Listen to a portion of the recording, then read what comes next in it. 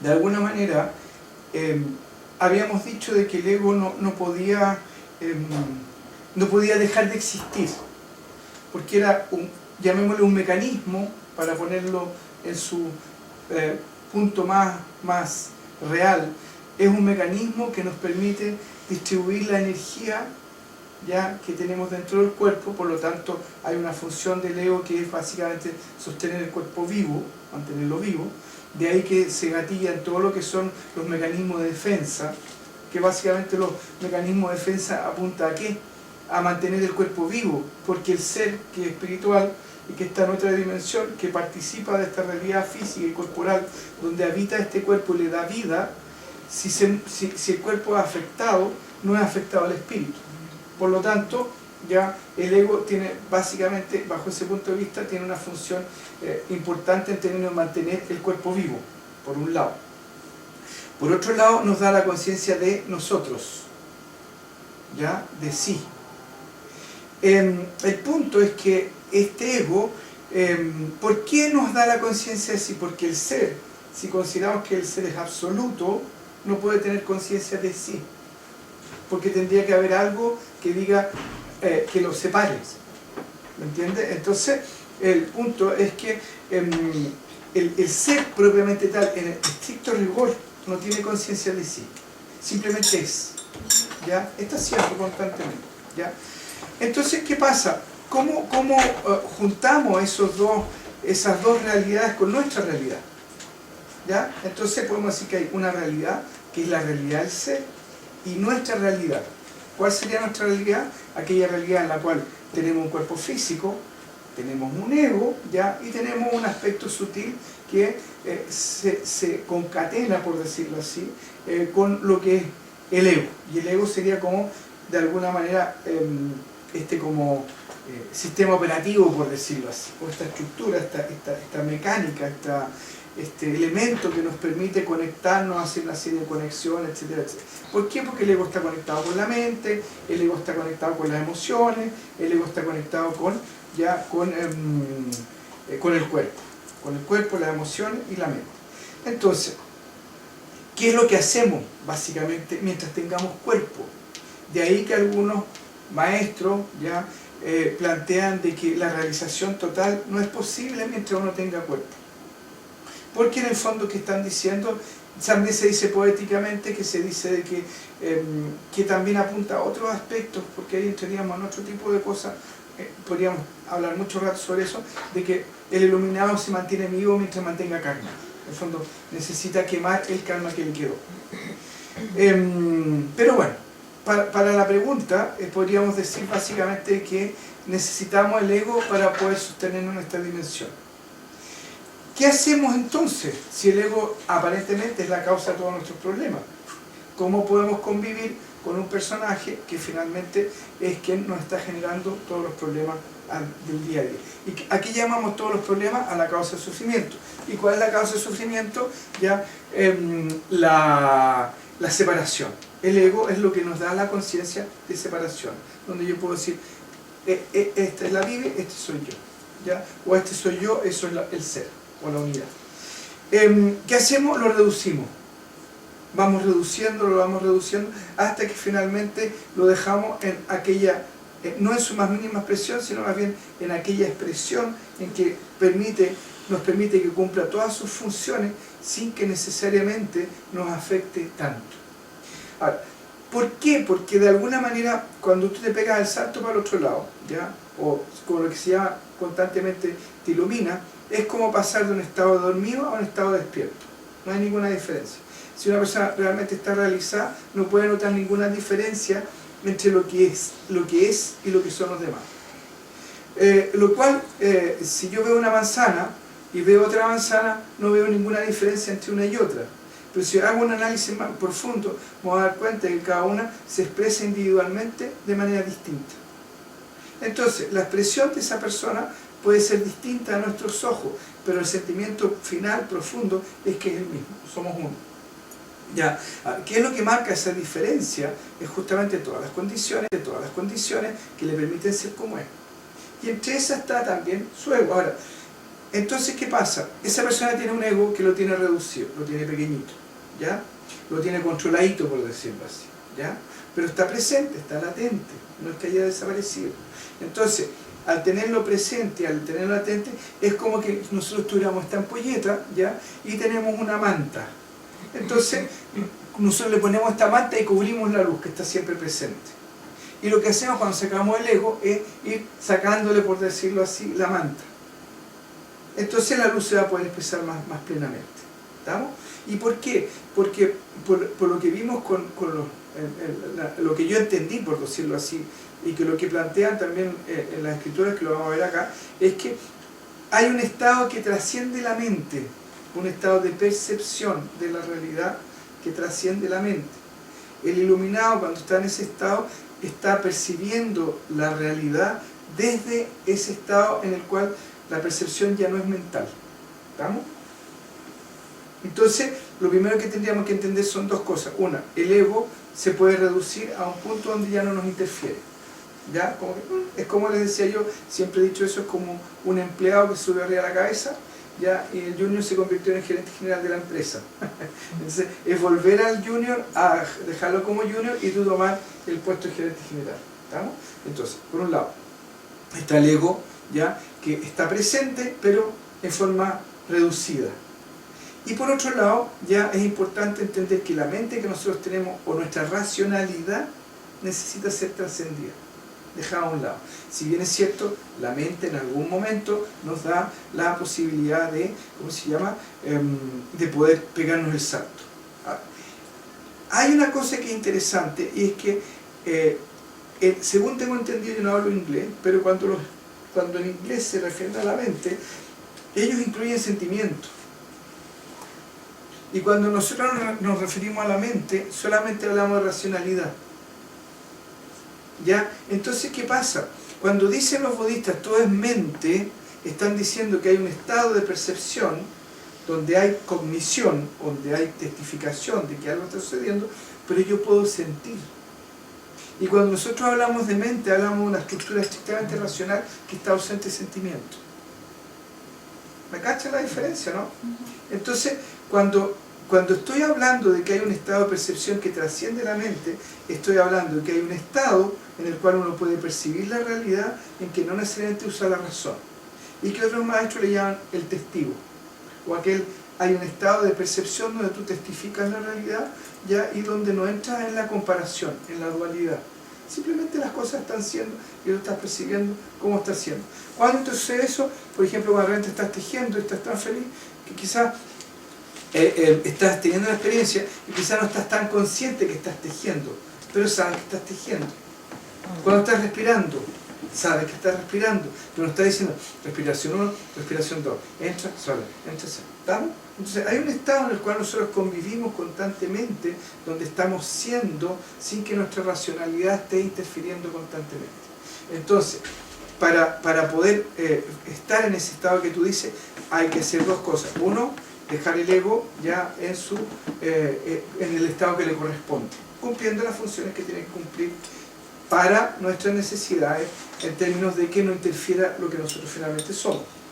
Segundo, ya soltar la mente, dejarla. Deja la mente, ¿ya? Alguien me dijo, yo tengo tantos problemas, ¿cuál crees tú que es la solución a todos los problemas? Deja tu mente, es la solución a todos los problemas. Así de simple, ¿ya? El punto, dejar esa mente racional. Dejar esa mente racional. Y de esa manera tú puedes percibir la realidad sin que necesariamente esté esta interferencia, esto que te interfiere, este velo que te hace separar, porque cuando tú testificas no hay separación. Cuando tú cuentas las 1, 2, 1, 2, ya en la respiración, que es un ejercicio pranayama, tú estás dividiendo, estás separando, estás poniéndole un ritmo, un tiempo. Entras en el tiempo. 1, 2, 1, 2, entras en el tiempo. Ya, un palillo, otro palillo, un palillo, otro palillo, un palillo, otro palillo, otro palillo, otro, estás en el tiempo. Cuando haces, se me pasó volando la tarde, ya, y fue tan rico, justamente porque a través de ese proceso mecánico trascendiste la racionalidad y te conectaste simplemente con el testigo, donde incluso puedes hacer y ver televisión simultáneamente, o conversar con la amiga, ¿ya? Porque estás siendo, no te estás pensando. Entonces por eso muchas veces dicen, siempre estamos realizados, el punto es que no nos damos cuenta. Ahora, ¿cuál es la diferencia de una persona realizada y una persona realizada? Que como todos estamos siendo constantemente, la persona al tener la experiencia plena de ser, se reconoce. Dice, ah, siempre he estado siendo. Entonces, ¿qué pasa? Tiene una referencia. Entonces, cuando se identifica con la racionalidad, porque la mente sigue existiendo, ¿ya? ¡Bum! Ya, es como que se pegó una vuelta, por decirlo así, y después vuelve a su casa. El punto es que la persona que no ha tenido esa experiencia no sabe a dónde volver. Es tan simple como eso. Es tan simple como eso. Es como tú me lo vas a entender más fácilmente porque tú has tenido sueños lúcidos. Entonces, ¿qué pasa? Es lo mismo, es como una persona que, si por ejemplo yo sueño, no me doy cuenta que estoy soñando. Pero cuando despierto no puedo dejar de sentir que yo no fui. Y a pesar de que no tuve conciencia que estaba soñando, cuando despierto no siento que mi vida se cortó. No siento que hubo un antes y un después. Puedo decir, estoy más cansado, estoy menos cansado. Tuve un sueño más reponedor, un sueño menos reponedor. Pero no puedo decir no fui. Digo yo fui, vuelvo con la sensación de que sigo siendo y que nunca dejé de ser, independiente de que estaba dormido. Pero ¿cuál es la diferencia entre tú y yo? Es que en ese estado tú puedes, por decirlo así, despertar y decir, uy, estoy durmiendo y estoy en una realidad que se llama el sueño, y por lo tanto yo puedo volver, por decirlo así, a mi conciencia de vigilia cuando quiera, porque sé cuál es una y cuál es la otra. Soy capaz de establecer esa diferencia. ¿Estamos? Si bien es cierto, tú puedes decir, pero yo nunca he dejado de ser, ni en un estado ni en el otro, sigo siendo la misma Bibi. Pero ¿cuál es la diferencia entre tú y yo? Es que tú puedes decir, yo puedo volver a mi conciencia de vigilia conscientemente, y no solamente puedo volver a mi conciencia de vigilia, sino que en esta otra realidad yo puedo hacer acciones que el resto de la gente, como no se da cuenta, a pesar de que es natural, no lo pueden hacer. Esto así es simple, no hay más diferencia. ¿Estamos? Entonces, ¿qué pasa? Nosotros estamos siempre siendo. El punto es que no nos damos cuenta. ¿Y por qué? Porque pasamos de esos estados de identificación con la mente y esos estados de no identificación. Estado de identificación, estado de no identificación. Cuando no estamos identificados, estamos así, mira, uy, se nos pasó el día volando y no me di ni cuenta. Cuando estamos, qué sé yo, en la mente, tengo que hacer esto, tengo que hacer acá, tengo que hacer allá, pero no, está en la mente. Entonces, no es que la mente desaparezca, no es que el ego desaparezca, lo que desaparece es la identificación con el ego o con la mente. O, si lo quieres poner de otra manera, la persona puede optar si se identifica o puede optar si no se identifica. ¿Te quedó claro? Más o menos. ¿Qué es la parte que no te quiero contar? Claro. Que cuando hablas yo voy sintiendo que estás hablando de niveles, ¿cierto? Estás hablando de nivel ego, el testigo, el ser. De alguna manera veo, o sea, y no sé, la mente como ahí entre medio a lo mejor gestionando esta relación. Yo veo que es una sola cosa. Sí. No hay raya, digamos, hay no. distintas maneras de manifestarse finalmente. Exactamente, no hay raya porque si yo tengo una tela, ¿ya? Y le voy poniendo distintos colores, por decirlo así, ¿ya? O como que la voy manchando, lo que cambia aparentemente son los colores, pero los filamentos son los mismos. Entonces, bajo el punto de vista de la tela, nunca hubo separación. Bajo el punto de vista del observador, de los colores, sí hay separación. Entonces, es donde me pongo yo. Me pongo en la tela, donde digo no hay separación, o me pongo en el... Ahora, lo interesante es que ambos puntos son válidos. No son contradictorios. Entonces, por eso dice la acción no puede destruir la ignorancia, porque la primera no está en conflicto con la segunda. El color no está en conflicto con la tela, y la tela no está en conflicto con el color. ¿Ya? Tan solo, ¿ya? Entonces, ese es el punto, entender eso, de que el ser nunca estaba en contradicción con el aparente no ser, porque el aparente no ser para él no existe, existe para nosotros, pero no para él. ¿Estamos? ¿Ahí te quedó más claro? Sí. ¿Ya? Entonces, ¿qué pasa? Cuando pasas para el otro lado y te reconoces siendo las 24 horas del día, toda esta realidad deja de ser conflictiva. Todo deja de ser conflictivo. Entonces, ayer estaba armando la página web, entonces decía, chuta, tengo ganas de poner un pensamiento que dice, era algo así como,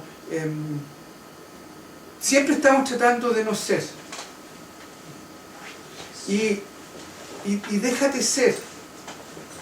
Simplemente déjate ser, ¿ya? Estaba ordenado de otra manera, pero no con eso. Déjate ser, ¿ya? Porque simplemente siendo lo que eres, ¿ya? Ahí está el secreto de la felicidad. Siendo lo que uno es siempre, ahí está el secreto de la felicidad. Porque no hay otra cosa. Porque el ser siempre está haciendo una u otra cosa. Y lo que nos permite ser es lo que estamos siendo. Lo que estamos siendo es lo que nos permite ser, finalmente. Y al revés. Se me produjo una dislexia espiritual. ¿Me cachan o no? Entonces ahora el punto es que al ser, simplemente ser y dejarse ser, rompes con el tiempo, rompes con el espacio. Porque no hay una meta. Y entonces el ego se aterroriza. El ego pierde la seguridad. ¿Cuál es mi referente? Pierdo el referente. ¿Por qué? Porque rompo con la limitación, rompo con el espacio, rompo. ¿Ah? Como la certeza. Claro. Entonces, por eso la persona se contrae y dice, no, prefiero seguir agarrado al ego. Pero a lo mejor por eso los discípulos le dan trabajo tan rutinario y a veces uno piensa que es para disminuir o para degradar al ego y a lo mejor es para darle un juguete al ego. Sí, no, lo que pasa es que el trabajo rutinario, ¿qué es lo que hace? Hace aburrir a la mente. La mente se empieza a aburrir. Por ejemplo, si los niños con síndrome de Down, si tú lo ponte tú en un trabajo donde lo único que tienen que hacer es poner esto en una cajita y tienen que hacer 1000 en el día, para ellos no va a ser incómodo, incluso va a ser entretenido, porque no están en la racionalidad. Ellos tienen poquito ego, por decirlo así, ¿estamos? O el ego está bloqueado. Entonces, pero uno le mete la cajita, después ya empieza a ver las diferencias. Entonces, chuta, esta cajita es más gruesa, menos gruesa, más gorda, y se empieza a aburrir. Entonces la mente empieza a patinar. Ya, y eso empieza a afectar el ego, porque el ego quiere ser creativo, quiere cambiar las cosas, quiere hacer cosas nuevas, quiere hacer. ¿Estamos? Entonces, el trabajo rutinario apunta a eso, a ir disminuyendo el ego, a ir reduciéndolo. En el fondo, ¿por qué? Porque el ego nos da la aparente sensación de ser creadores.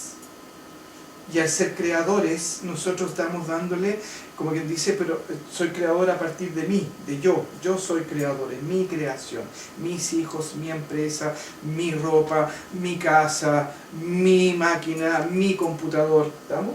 ¿Ya? Y eso son puras separaciones. Si tú empiezas a hacer una lista, son puras cosas separadas. ¿Ya? Y la fuente del sufrimiento y la fuente del dolor es la separación. Entonces, el punto, te fijas, es que finalmente la cosa rutinaria no te permite eso. ¿Qué vas a crear? ¿Qué va a ser nuevo? ¿Qué vas a inventar? Si es siempre lo mismo? Y ahí es donde le empieza a entrar en crisis. Y empieza a entrar en conflicto con el maestro. Y si este viejo se equivocó. Pero ¿qué pasa con eso en términos prácticos también? Las personas que tienen una pega rutinaria y que hacen todos los días lo mismo. Y su ego no va disminuyendo, va sintiéndose más insatisfecho de la realidad, pero va aumentando su ego. Claro, es como todos los días tengo que ir a trabajar y hago lo mismo. Y no sé, tengo que timbrar esto, tengo que timbrar esto, tengo que timbrar esto, tengo que timbrar esto, tengo que timbrar esto y ya... Por eso te decía que ¿cómo se llama? Las personas con síndrome de Down sufren menos. ¿Por qué sufren menos? Porque no tienen esa necesidad, ellos no sienten que que te están siendo por lo que hacen. Porque no está el concepto de crear, no estoy siendo. Entonces, ¿qué pasa? Esa persona que se ve enfrentada básicamente a este trabajo rutinario sufre justamente por su ego. Porque su ego le quiere decir, oye, hace una cosa distinta. ¿Dónde estoy creando? ¿Dónde estoy haciendo? Dice, entré en la rutina, ¿ya? ¿Y qué pasa? El ego, el que le está haciendo sufrir. Ahora, ¿qué pasa? ¿Por qué eso, como dices tú, no, la persona, te fijas, no se le disminuye el ego, ¿ya? Porque de alguna manera tenemos una serie de... a ver, es importante separar dos cosas. Una es el trabajo que tú haces con un maestro, donde tú estás en una disposición especial, donde tú estás abierto de corazón, y donde hay una serie, no es solo el trabajo rutinario, hay una serie de elementos que complementan este proceso. Y por lo tanto esa persona está siendo sostenida, está siendo apoyada en su trabajo. Eso por un lado. Entonces por eso una persona puede trabajar independiente que entre en conflictos con el maestro, porque lo está haciendo, qué sé yo, subir ya, ¿sabe qué? Durante todo el día este balde de agua, súbalo ahí arriba y échelo ahí. ¿Te fijas? Y ahí, no sé, pues ahí en la tierra, se el agua cae para abajo. Entonces, está todo el día haciendo. Ya, y el tipo, los zen, les gusta mucho hacer esas tonteras. ¿Ya? Entonces, ¿qué pasa? Él está sostenido en una dinámica, está sostenido en un proceso. La persona que está en una cosa rutinaria y entra en ese proceso se empieza a sentir castigada por la vida. Entonces empieza a sentir frustrada porque su ego le dice, no te mereces esto. No debería hacer esto, no debería pasarme acá allá. Y como está separada, siente que a partir de la diversidad obtiene satisfacción. Porque a mayor separación, mayor diversidad, mayor cambio, mayores exigencias. Si tú te das cuenta, una persona que tiene un ego muy grande, las exigencias van a ser cada vez mayores hacia tu persona. Mayor exigencia de cómo te viste, mayor exigencia de que lo que me regala o no me regala, mayor exigencia respecto a lo que como. ¿Por qué? Porque mientras más separado estoy, el ego se siente más satisfecho. Mientras más distinto, mientras más novedoso, mientras más refinado, mientras más exótico, mejor.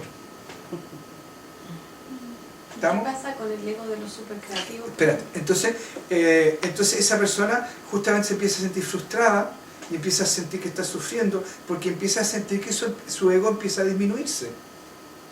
Entonces es el sufrimiento del ego que está sintiendo que empieza a reducirse, que empieza a disminuirse. Ya no puedo contar que fui a Zanzíbar, ya no puedo contar que me compré un auto no sé cuánto, uno no alcanza la plata. Ya no puedo contar que me compré la ropa no sé dónde, donde no sé quién, porque estoy haciendo siempre lo mismo. Ya no puedo contar todas las miles de cosas que hice en el día, porque estoy todo el día haciendo lo mismo. Entonces, esa persona está sufriendo justamente porque su ego se está disminuyendo. Y aunque no lo creas, es divertido, las personas con baja autoestima a veces tienen también un ego bastante dañado. Entonces, ¿de dónde surge el sufrimiento? Surge justamente al darse cuenta que su ego se empieza a reducir. ¿Y por qué? Porque estamos en una sociedad donde lo que se valora es lo opuesto. A mayor ego, mayor gozo. ¿Por qué? Porque ego y logro en esta realidad relativa significan algo más o menos parecido.